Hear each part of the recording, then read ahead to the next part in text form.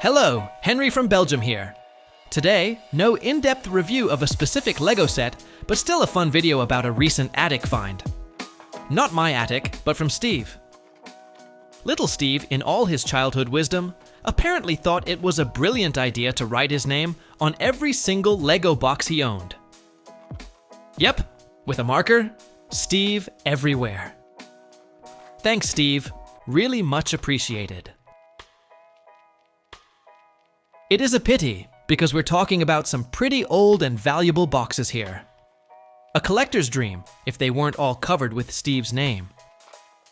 But who knows, maybe I can remove it with the right cleaning product or a special eraser. Thanks to the scribbles and the fact that I noticed some damaged parts, I managed to negotiate a better deal. Also, the manual of set 692 is missing.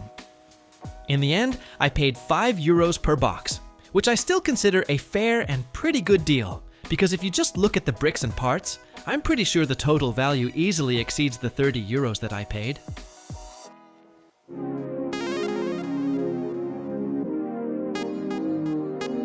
You could divide this lot into two categories. The 3 sets on the right don't include any minifigures, while the 3 on the left do. The Shell Station and the Rescue Helicopter are the oldest of the bunch, both from 1974. The ones with minifigures are from 1975, and the Police Helicopter is from 1977. Overall, these 6 sets may not be the most exciting or imaginative in terms of theme, but I really enjoy the nostalgia and the history they carry. And honestly, there's always something to discover in each one. A little detail or feature that makes it worth adding to my collection.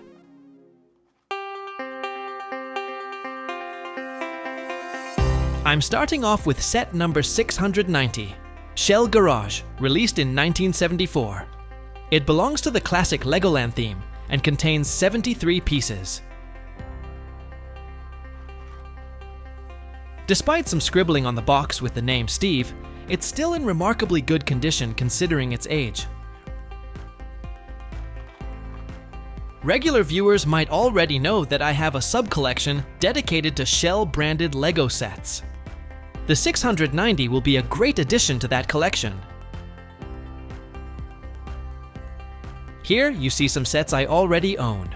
Some of them are featured in detailed videos on my channel, while others will be covered in future reviews. Besides the Shell branding, the baseplate in this set is also quite special. It has a unique size that doesn't appear in any other set. 8 by 22 studs.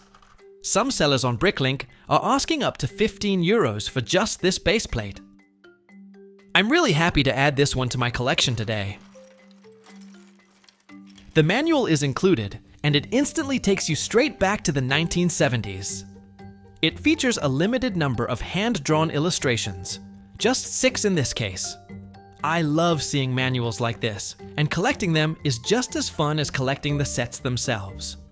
Considering it's around 50 years old, it's still in good condition.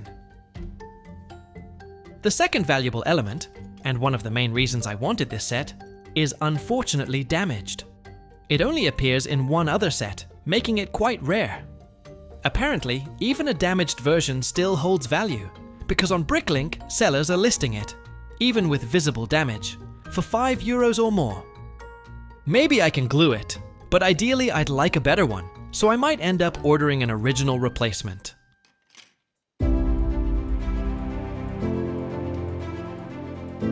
The build is pretty straightforward. It's classic brick building with the familiar parts we all know. Mostly white bricks, but what I really appreciate are the trans-clear elements. There are quite a few of them, and they add a really nice visual effect. One thing definitely worth mentioning, the trans-clear 2x3 bricks should be the type without cross support to keep things historically accurate. The other parts aren't particularly special, but I absolutely want to highlight the beautiful bricks with the Shell branding. And what I like about it, they're not stickers. At the same time, they don't seem to be flat prints either.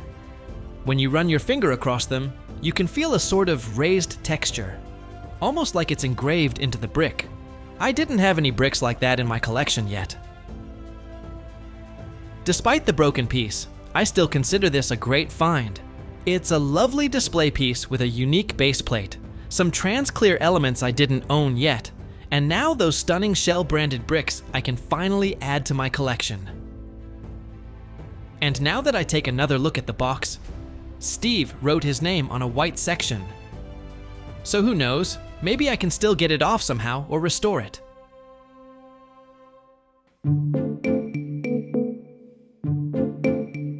In the meantime, I've already built the 5 other sets as well, so I can now briefly show them to you one by one, highlighting a few key features each time.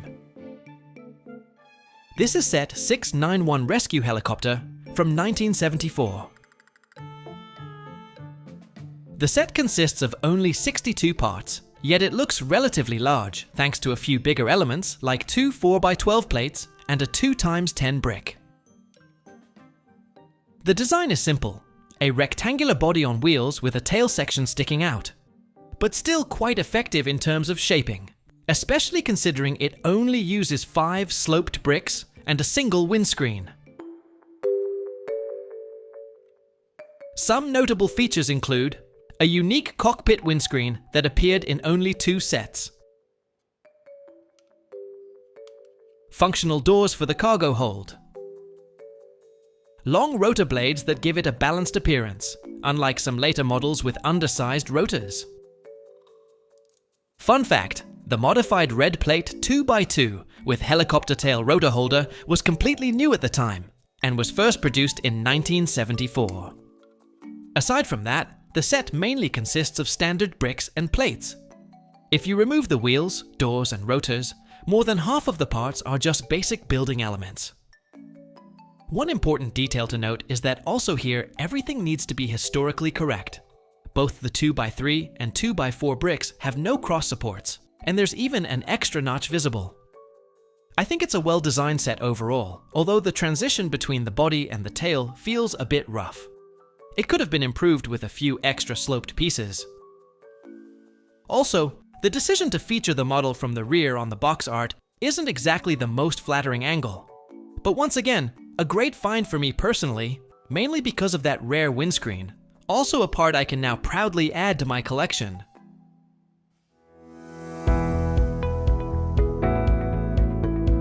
The next set is 618 Police Helicopter from 1977. Even though minifigures were already on the market by then, none are included in this set. It contains only 39 parts, which also explains why it's noticeably smaller than the rescue helicopter. The design is rudimentary, but it still manages to look fairly realistic. I can definitely imagine that as a kid, this would have been fun to play with. There aren't really any special bricks in this set, and if you download the instructions online, it's quite easy to rebuild with spare parts. Of course, you do need to make sure to use transparent and white 3x2 bricks without cross supports to keep it historically accurate. One detail worth mentioning are the stickers. As far as I know, these don't appear in any other set. Some later versions are very similar, but probably not 100% identical. Sometimes a set might not be particularly exciting on its own, but if like me you're trying to collect every set between 1970 and 2000, then you simply have to include it. Otherwise, your collection just wouldn't be complete.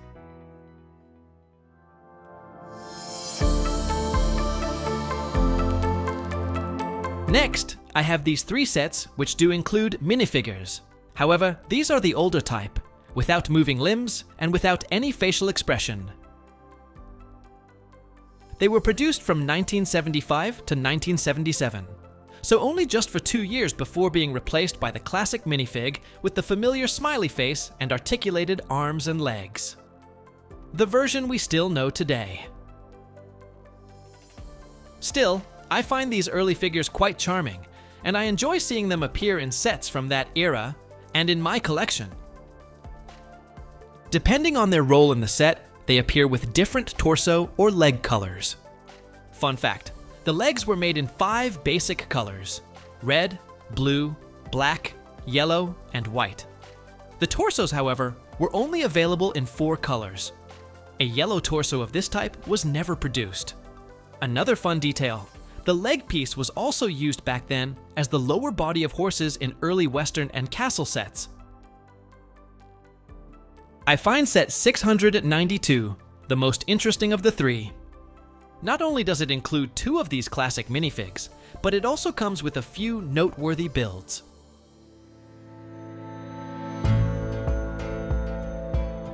Unfortunately, it's the one in the worst condition. I'm missing the manual, and the traffic sign is broken. The set contains only 57 parts, but it feels like more because you actually get quite a lot. A truck with a flatbed, a trailer carrying a construction vehicle, a small utility cart, and of course, the 2 minifigures. You can do various actions with the set, and that gives it a very high play value. The only downside is that it doesn't come with any more 1x1 round bricks to represent cargo, which would have added a more interactive play feature. Some parts are definitely worth highlighting. The 2x2 brick with a printed Lego logo. It only appears in 4 sets in this specific yellow color. The 4x8 trailer base with these particular wheels can be found in just 3 other sets. A nicely printed front tile on the truck. And of course, the digger bucket with arm. In short, a compact but complete set that I would have absolutely loved as a kid. The color scheme works really well, and the construction theme, simple but clearly conveyed, is nicely done.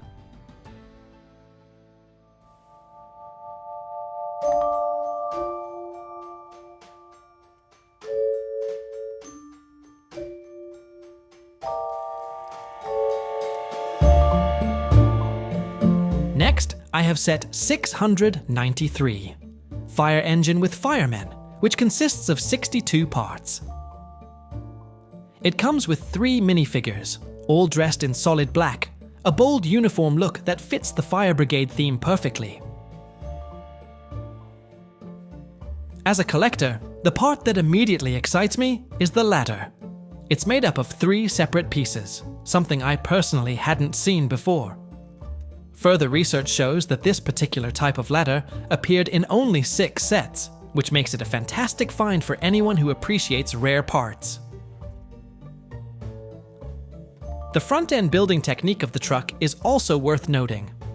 The windscreen is mounted backwards and placed on top of 2 2x2 double concave sloped bricks, a part that has been in production since 1957, but which I've honestly only seen once before in a set.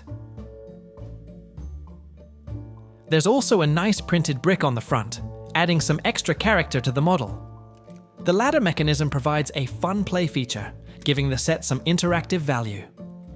What's a bit disappointing though, is the lack of additional tools or accessories. There's a storage cabinet and a trailer, but they currently have no real function and don't carry anything. That slightly limits the play potential.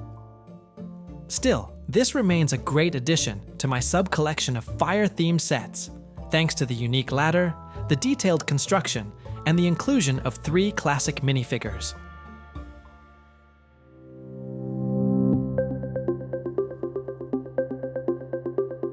And finally, we've reached the last set of today. Lego 615, Forklift with Driver, a simple yet iconic model with just 21 parts, including 1 classic minifigure. This set comes with a beautiful hand-drawn instruction manual, consisting of only 5 steps, a charming piece of Lego history. And perhaps the biggest surprise of all? Steve didn't sign this box. No idea why. Maybe he didn't like the set. In any case, that's a win for me, and even better, the most fragile part is still completely intact. I'm talking about the forklift 2x2 plate with yellow fork. In this exact version, it appears in only 11 sets, and it instantly brings back a wave of nostalgia for me. This is from the pre-pirate era, before Lego started producing cannons. I vividly remember using this piece to launch bricks at targets, and it worked surprisingly well. It's crucial, of course, that the spring is still in good condition, not rusty and not broken. Thankfully, the one I have here is in excellent shape. Fun detail, this same fork element also appears in set 147, Refrigerated Wagon, from 1976, which I already have in my collection. And in a different color, you'll also find it in 6375, Trans Air Carrier from 1990. There's not a whole lot more to say about this set. It's a very basic build, but with surprisingly high play value. And even better, despite the low part count, there actually are goods included to lift and transport, which is often missing in small sets like this. That alone is a big plus for me. With the original box and manual included, this set definitely earns a special place in my collection.